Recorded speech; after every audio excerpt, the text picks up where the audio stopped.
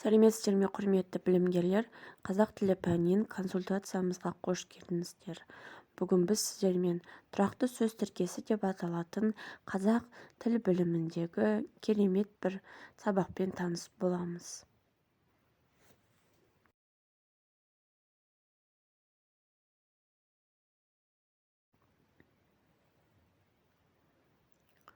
Тұрақты сөз тіркесі бұл фразеологиялық тіркес, екі немесе одан да көп сөздердің тіркесуін жасалып бір ұғымды білдіретін бейнелі сөздер тобы. Ал еркін тіркес болса, кемінде толық мағыналы екі сөздің байланысынан тұратын сөздердің тіркесі. Еркін сөз тіркесінің етістікті сөз тіркес және есімді сөз тіркес деп екіге бөлінеді. Тұрақты сөз тіркесі дегеніміз бізде қазақ тілінде көп кездесетін тіркестердің бірі. Оны басқаша алмастырып фразеологиялық тіркес деп те атауға болады. Сөз тіркесімен және де айтып кеткен етістікті сөз тіркеспен есімді сөз тіркес те өз ішінде әртүрлі мағына беретін белгілі бір дүниелер болып есептеледі. Мысалға айтатын болсақ, тұрақты сөз тіркесі өз ішінде мынандай ерекшеліктермен сипатталады. Ол екі немесе бірнеше сөздердің тіркесуі арқылы жасалады. Ол сөздер тұтасып барып бір мағына береді. Тас бауыр, мейірімсіз деген мағына. Яғни тас бауыр деген кезде біз оның мағынасын түсінбеуіміз мүмкін. Мейірімсіз деген сөзді алмастырып тұр. Бұрынғадан қалыптасқан жүйелеп қолданылады. Тайға таңба басқандай. Яғни бұл анық деген сөз. Тұрақты тіркестер бір сұраққа жауап береді, бір сөйлем мүшесі болады. Тас бауыр деген мысалдан көруге болады. Тұрақты тіркестердің синонимдік баламалары болады. Қыздың жиған жүгіндей деген сияқты, қыздың жиған жүгіндей деген бағанағы түп түзу, әдемі деген мағынаны білдіріп отыр. Және де мән мағынасы жағынан бір-біріне қарама-қарсы антоним болып табылады. Яғни бетінен оты шықты, беті бүлк етпеді деген тұрақты сөз тіркестерін алып қарастырсақ болады. Бұл бетінен оты шықпады, беті бүлк етпеді деген сөз бұл өзіне қатысты сөз айтқан кезде ол ұялмады, қысылмады, ешқандай эмоциясын білдірмеді деген мағынаны ашып көрсетіп тұр.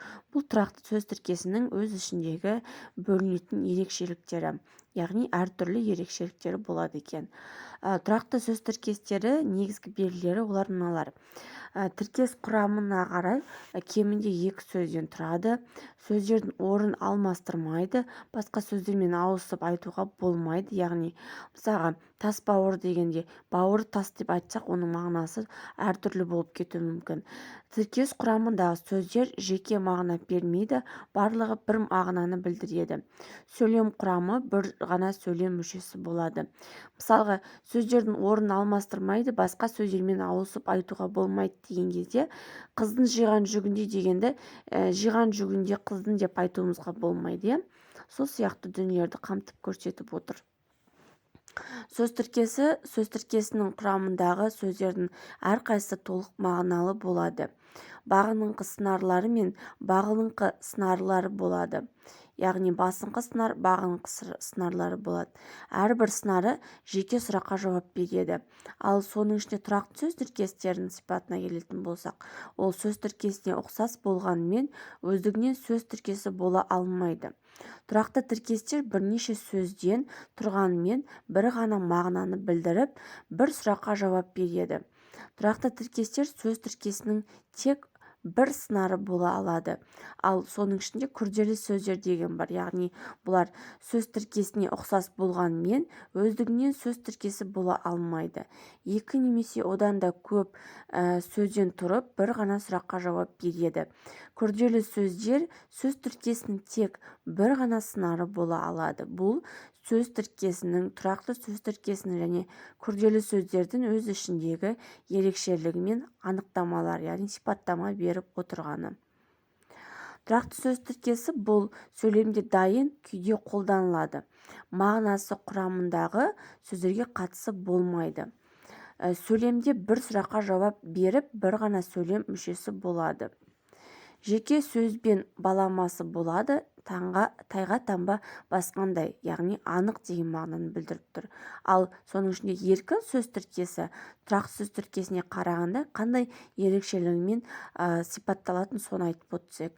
Сөйлем құру үстінде тіркеседі, ойдың берілуі лайық өзгереді.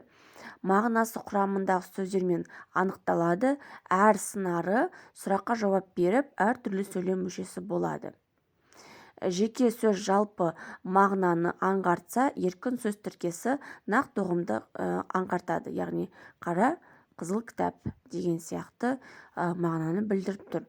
Бұл жерде тұрақты сөз тіркесі мен еркін сөз тіркесін өз ішінде бір-бірімен сәйкестендіріп зерттеп отырған түріміз, яғни қай кезде сұрақты сөз қалай болады деген сияқты.